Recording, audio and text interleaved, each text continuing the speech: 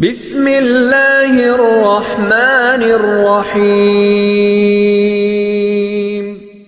اس کائنات کی ابتدا سے لے کر آدم علیہ السلام کی تخلیق سے لے کر قیامت کے برپا ہونے تک دجال سے برا شخص کوئی پیدا ہی نہیں ہوا۔ یہ سب سے بدترین شخص ہوگا جو روئے زمین کے اوپر پیدا ہونے والا ہے، اور وہ خوش نصیب لوگ ہوں گے جو دجال کو قتل کریں گے۔ اور پھر اس کا وقت بتایا گیا، اس کی شکل بتائی گئی، اس کا قد بتایا گیا، اس کی صورت بتائی گئی کہ مومن دھوکہ نہ کھائے۔ حضور نے دجال کا نقشہ بیان کیا، ایک ایک چیز بیان کی دجال کی، کیونکہ یہ سب سے بڑا فتنہ ہے اس کائنات کا۔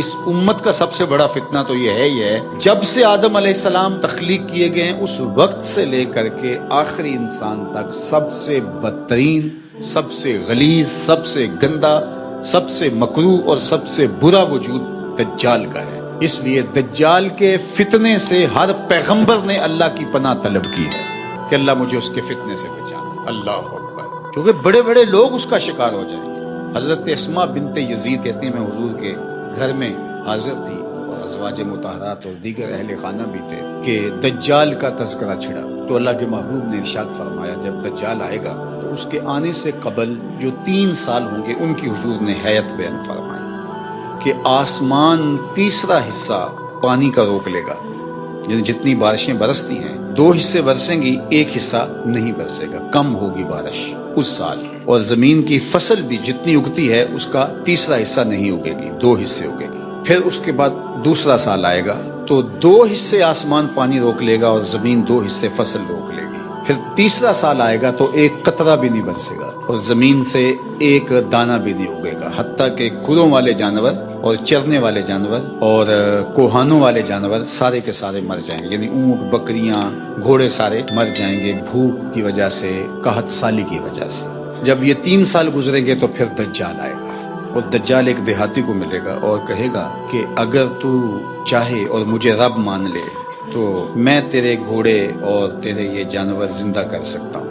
وہ کہے گا کہ اگر ایسا ہو جائے تو بہت اچھا، تو وہ اشارہ کرے گا تو اس کی بکریاں، اس کی گائیں زندہ ہو کے اس کے ساتھ آ جائیں گی۔ شیطان اس شکل میں جو ہے وہ نمودار ہوگا تو اسے لگے گا کہ سب کچھ زندہ ہو گیا اور وہ اس پہ ایمان لے آئے گا۔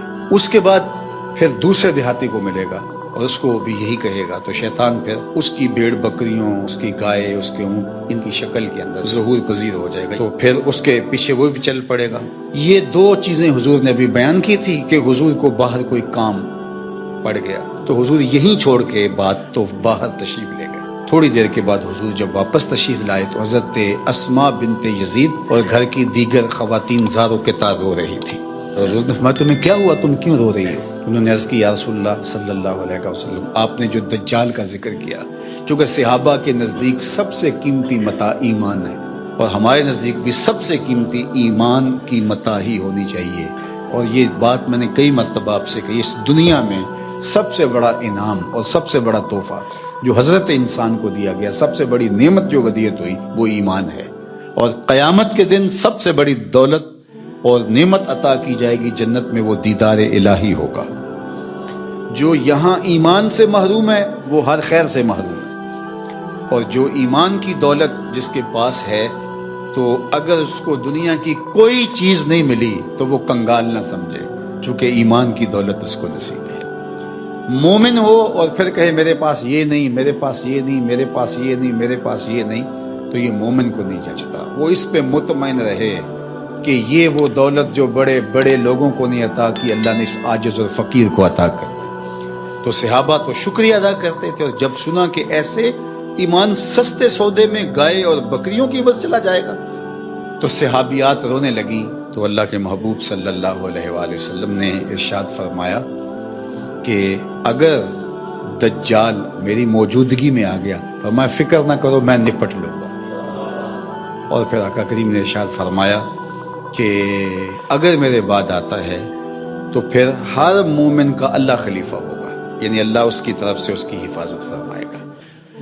اور حضرت اسماء بنت یزید کہتی ہیں کہ میں نے عرض کی یا رسول اللہ صلی اللہ علیہ وسلم آج بھوک برداشت کرنا ہمارے لیے بہت مشکل ہے، یعنی اگر کھانا نہیں ملتا تو بھوکا آدمی کیا کچھ نہیں کر گزرتا، بھوک ضمیر بیچنے پہ مجبور کر دیتی ہے، آپ نے دیکھا لوگ گردے بیچنے پہ مجبور ہو جاتے ہیں، تو بھوک پر لوگ ایمان کیوں نہیں بیچیں گے؟ آج جب کہ آپ سامنے ہیں تو بھوک تنگ کرتی ہے تو بے تاب ہو جاتے ہیں، اور صدیوں کے بعد جب خوشحالیاں آ جائیں گی اور دجال یہ پیکج لے کے آئے گا، اس وقت مومنوں کا، مسلمانوں کا کیا حال ہوگا؟ جب اتنے فاقے ہوں گے، 3 سال تک کچھ کھانے کو نہیں مل رہا ہوگا، تو پھر کیا بنے گا؟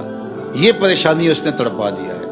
تو اللہ کے محبوب نے فرمایا، سنیے، ان کو وہی خوراک کفایت کرے گی جو آسمان والوں کو کفایت کرتی ہے۔ تو یہ ہمتن گوش ہوگی کہ وہ کون سی غذا ہے کہ اس غذا کے بدلے میں ان کو غذا دی جائے گی۔ تو آقا کریم نے فرمایا، من التسبیح والتقدیس، یہ سبحان اللہ پڑھیں گے، اللہ کی تقدیس بولیں گے۔ جو فرشتے اللہ کی تسبیح تقدیس پڑھتے ہیں، یہ سبحان اللہ، الحمدللہ، اللہ اکبر، یہ تسبیح و تقدیس بولیں گے، ان کی بھوک مٹتی چلی جائے گی، اللہ ان کی مدد فرمائے گا۔ تو پھر مومن کی غذا تسبیح و تحلیل، تقدیس، اللہ کی عظمت کے ترانے، اللہ اکبر۔ اس لیے ہم نے بزرگوں کو دیکھا ہے کہ ان کو کھانا بھی یاد نہیں رہتا تھا حضور کی حدیثیں پڑھتے ہوئے۔ یہ وقت تو گزر گیا اور گزر رہا ہے تیزی کے ساتھ، یہ تو کس کو یاد رہتا ہے؟ ان کو کھانا تک یاد نہیں رہتا تھا، وقت گزر جاتا اور ان کو جھنجھوڑ کے کہتے، میاں فجر کی اذان ہو رہی ہے، اٹھو ذرا۔ تو یہ ہمارے بزرگوں کی کہانیاں دل آویز ہے، اور واقعی اللہ کا ذکر پیاس بھی مٹا دیتا ہے اور بھوک بھی مٹا دیتا ہے اور تسکین قلب کا سامان کر دیتا ہے۔